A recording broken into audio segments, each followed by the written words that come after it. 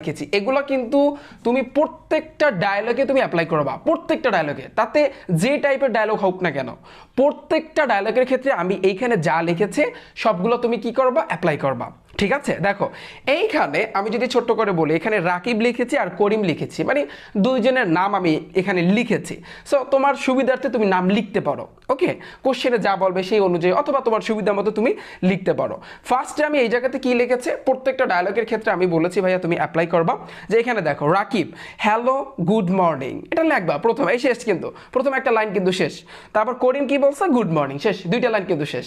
আমরা জানি ডায়লগের ক্ষেত্রে আসলে লাইন লিখতে হয় টোটাল 12টা, সো 12টা লিখলে বেটার, 12টার উপরে লিখলে আরো ভালো হয়।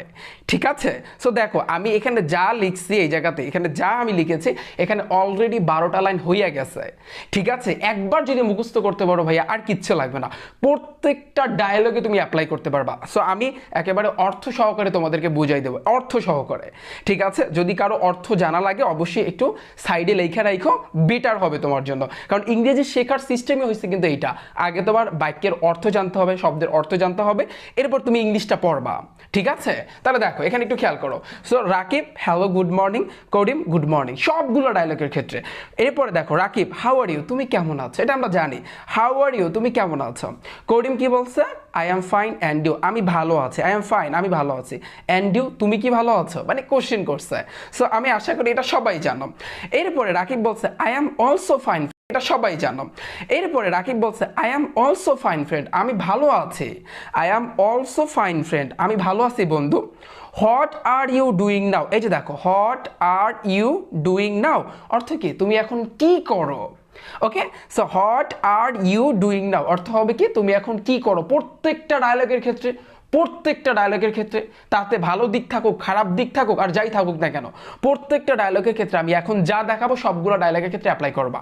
ওকে, সো এরপরে দেখো করিম বলছে কি I am reading an essay, আমি একটা এসে পড়তেছি অ্যাবাউট সম্পর্কে, তুমি যেই সম্পর্কে, এই যে দেখো এখানে আমি যে লিখেছিলাম, কি কি লিখেছিলাম, আমি ফিজিক্যাল এক্সারসাইজ লিখেছিলাম, ট্রি প্লান্টেশন লিখেছিলাম, তারপর learning importance of learning English, আবার importance of reading news paper, so এগুলো সম্পর্কে আমি কিন্তু লিখেছিলাম। সো তুমি যেই সম্পর্কে আলোচনা করতে চাচ্ছ বা ডায়লগের যেই টপিকটা, যেই বিষয়টা, এটা এই জায়গাতে তুমি খালি করে লেখা দেবা, এই যে ড্যাশের এই জায়গাতে লিখে দেবা যে I am reading an essay, আমি একটা এসে পড়তেছি অ্যাবাউট সম্পর্কে, ধরো suppose importance of learning English, সামনে লিখে দেবা, অথবা লিখে দিতে পারো কি ট্রি প্লান্টেশন অথবা ফিজিক্যাল এক্সারসাইজ, এখানে লিখে দেবা।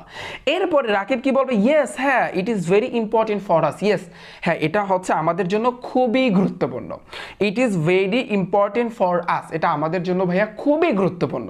ঠিক আছে, এরপরে দেখো করিম কি বলবে, যে এখানে বলছে ইয়েস হ্যাঁ I want to discuss you, I want, I অর্থ আমি, ওয়ান্ট অর্থ হচ্ছে কি চাই, আমি চাই, টু ডিসকাস আলোচনা করতে, ডিসকাস অর্থ হচ্ছে কি আলোচনা করতে, উইথ অর্থ কি সাথে, ইউ তোমার সাথে, অ্যাবাউট সম্পর্কে যেটা সম্পর্কে তুমি আলোচনা করবা, ছোট্ট করে এখানে লিখে দেবা। ওকে, ক্লিয়ার, কি বলেছি যে করিম কি বলবে, ইয়েস হ্যাঁ I want to discuss you, I want আমি চাই, টু ডিসকাস ইউ তোমার সাথে আলোচনা করতে, অ্যাবাউট সম্পর্কে, কি সম্পর্কে, লার্নিং ইংলিশ না ফিজিক্যাল এক্সারসাইজ না ট্রি প্লান্টেশন, যেটা হয় সেটা এখানে লিখে দেবা। ওকে, এরপরে আসি রাকিব কি বলবে, যে অবভিয়াসলি অবশ্যই, অথবা তুমি অবভিয়াসলির এক্সচেঞ্জে, অবভিয়াসলির পরিবর্তে তুমি অফকোর্সও লিখতে পারো। অফকোর্স অর্থ কি অবশ্যই, তুমি যেটা লাগো সেটাই হবে, অফকোর্স লেখাটাই বেটার। সো অফকোর্স ধরো আই অ্যাম রেডি, আমি প্রস্তুত আছি।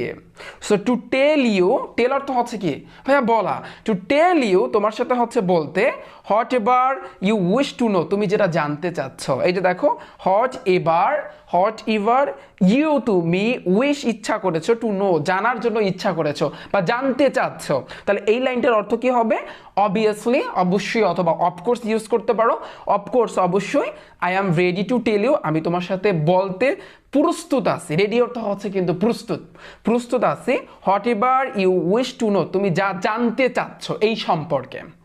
ওকে, এতটুকু বুঝছো, তাহলে দেখো তো এখানে কয়টা লাইন হয়েছে, 1 2 3 4 5 6 7 8 9, তাহলে এখানে কয়টা লাইন হয়েছে ভাইয়া, 9টা লাইন অলরেডি হয়ে গেছে। ডায়লগের ক্ষেত্রে আমরা জানি 12টা লাইন লিখতে হয়, সো আমাদের 9টা শেষ। এরপরে দেখো ভাইয়া কি লিখবা, এরপরে হচ্ছে কিন্তু এখানে একটু খেয়াল করো, এরপরে আমি এই জায়গাতে লিখে রেখেছি তোমাদের জন্য, এই যে দেখো খেয়াল করো, এরপরে ভাইয়া তোমার লিখতে হবে কি এই জায়গাতে করিম কি বলবে এরপরে, করিম এই জায়গাতে কিন্তু আমি দেখো ফাঁকা জায়গায় রাখছি, আবার রাকিবের জায়গায় কিন্তু ফাঁকা জায়গা রাখছি। এই দুইটা লাইনের ক্ষেত্রে আমি কি করেছি, ফাঁকা জায়গা রাখছি। কেন? কারণ এইখানে কিছু গুরুত্বপূর্ণ তোমার কথা লিখতে হবে। যদি ভালো দিক হয় তাহলে ভালো দিকের কথা লিখতে হবে, যদি খারাপ দিক হয় তাহলে তোমার খারাপ দিকের কথা লিখতে হবে। সো সেটা আমি অবশ্যই তোমাদেরকে দেখাবো, ঠিক আছে? এছাড়াও যদি তোমরা মুখস্থ করতে না পারো, যদি এই দুইটা লাইন আমি দেখাবো যে কীভাবে তোমরা শর্টকাটে লিখবা, আমি এই কিছুক্ষণ পরে দেখাবো। তারপরও যদি কোনো সমস্যা হয়, যদি তোমাদের যে মুখস্থ করতে না পারো, তাহলে এই আমি যতটুকু লিখেছি ওই যে আমি তোমাদেরকে দেখাইছি, আবার এই যে এতটুকু লিখলেই হয়ে যাবে। দেখো তাহলে এই দুইটা লাইন পরে আমি আলোচনা করতেছি। এবার দেখো করিম কি বলবে, ওকে ইউ আর রাইট, তুমি সঠিক বলেছো, ঠিক আছে। এবার রাকিব কি বলবে, I am very glad, I am very glad, glad অর্থ কি আনন্দিত, গ্ল্যাড অর্থ হচ্ছে কি আনন্দিত। একটু মনে রাখো, কষ্ট করে মনে রাখো, কারণ একটা বাক্যের অর্থ জানলে তোমার দেখবা ওটা খুব দ্রুত গতিতে তোমার মুখস্থ হয়ে যাবে, ঠিক আছে? সো একটু মাথায় রাখো, আই এম ভেরি গ্ল্যাড, আমি খুবই আনন্দিত। টু টক, টক অর্থ হচ্ছে কি বলা, কথা বলা। So to talk to you, তোমার সাথে কথা বলে, ওকে? তাহলে এই পুরো লাইনটার অর্থ কি হবে, I am very glad to talk to you, আমি তোমার সাথে কথা বলে খুবই আনন্দিত। আই হোপ, আমি আশা করি, আই হোপ আশা করি হতে পারে, অথবা আমি ইচ্ছা করেছি, এরকমও হতে পারে। So I hope to meet you, meet অর্থ হচ্ছে কি সাক্ষাৎ করা, ইউ অর্থ কি তোমার, আমি তোমার সাথে সাক্ষাৎ করার ইচ্ছা করেছি। সুন অর্থ হচ্ছে কিন্তু ভাইয়া শীঘ্রই। তাহলে এই লাইনটার অর্থ কি হবে, I hope to meet you soon, আমি তোমার সাথে শীঘ্রই সাক্ষাৎ করার ইচ্ছা করেছে, ঠিক আছে, বা আশা করেছি। ওকে, সো এতটুকু বুঝতে পেরেছো। এবার করিম বলবে ইউ আর ওয়েলকাম, সো শেষ। এবার আবার রাকিব বলবে কি থ্যাংক ইউ, তোমাকে ধন্যবাদ, শেষ। এখন তুমি যদি একটু লাইন হিসাব করো যে ভাইয়া আমি বলছি এই যে যতটুকু তোমাদের সাথে আলোচনা করেছে প্রত্যেকটা তোমার হচ্ছে ডায়লগের ক্ষেত্রে তুমি এটা অ্যাপ্লাই করবা, প্রত্যেকটা ডায়লগের ক্ষেত্রে, ঠিক আছে, প্রত্যেকটা ডায়লগের ক্ষেত্রে। ওকে, সো এখন একটু দেখো, খেয়াল করো, তাহলে আমাদের লাইন হয়েছে কয়টা দেখো। সো 1 2 3 4 5 6 7 8 9, এখানে তো 9টা হয়েছিল তাই না? আর তারপর হচ্ছে এই দুইটা বাদ দাও, এই দুইটা বাদ দাও, এই দুইটা বাদ দাও, পরে 10 11 12 13, দেখো অলরেডি এই দুইটা বাদে আমাদের 13টা লাইন হয়ে গেছে। ডায়লগের সিস্টেম আছে তোমার কিন্তু 12টা লাইন লিখতে হয়, ঠিক আছে, কমপক্ষে। সো অলরেডি তোমার 13টা লাইন হয়ে গেছে। এখন তুমি যদি কোনোভাবে এই দুইটা লাইন বানায়া লিখতে পারো তাহলে তো কোনো কথাই নেই, একেবারে ফুল মার্ক দিবে। ওকে, আমার কথা বুঝতে পেরেছো? এখন এই দুইটা লাইনের জায়গায় ভাইয়া তুমি কি লিখবা, দেখো যেহেতু আমি তোমাদের সাথে আলোচনা করতেছি, এই দেখো আমি কিন্তু এখানে লিখেছি ভাইয়া গুড সাইট, কি লিখেছি, আই বিলিভ, ওই যে দুইটা লাইন, ওই দুইটা লাইনের জায়গায় তোমার একটু বানিয়ে লিখতে হবে কষ্ট করে, যে আই বিলিভ, আমি বিশ্বাস করি। তুমি যদি ফুল মার্ক পাইতে চাও, তাহলে এই যে লাইনটা আমি এখানে লিখেছি এটা একটু কষ্ট করে তোমার পড়তে হবে।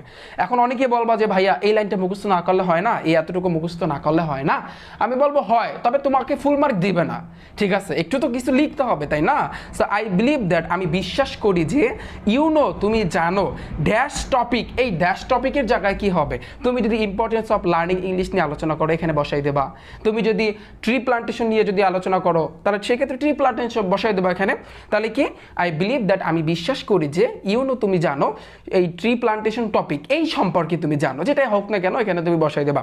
It is very useful for our life, it is very useful, এটা আমাদের জন্য প্রয়োজনীয়। ইউজফুল অর্থ হচ্ছে কি প্রয়োজনীয়, ইট অর্থ এটি, ইজ অর্থ হয়, এগুলো তো সবাই জানো।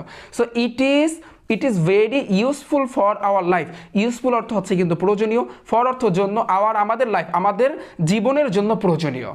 ওকে, এরপরে দেখো it is blessing for all, এটি হয় ব্লেসিং, মঙ্গলজনক। এটা কি বলে, অর্থ কি মঙ্গলজনক, ফর অল সবার জন্য মঙ্গলজনক। ওকে, ইট হেল্পস, এটা সাহায্য করে, টু মেক তৈরি করতে, আওয়ার আমাদের, এই যে দেখো মেক অর্থ তৈরি করা, হেল্প অর্থ সাহায্য করা, তাহলে ইট হেল্পস এটা সাহায্য করে, টু মেক তৈরি করতে, আওয়ার আমাদের, লাইফ সাকসেসফুল আমাদের জীবনকে সফল করতে সাহায্য করে, ঠিক আছে। এরপরে ইট অলসো, এটা আরো মেনি সাপোর্টিং রেজাল্ট, মানে হচ্ছে কি এটার অর্থটা কি হবে, এটার অ্যাকচুয়াল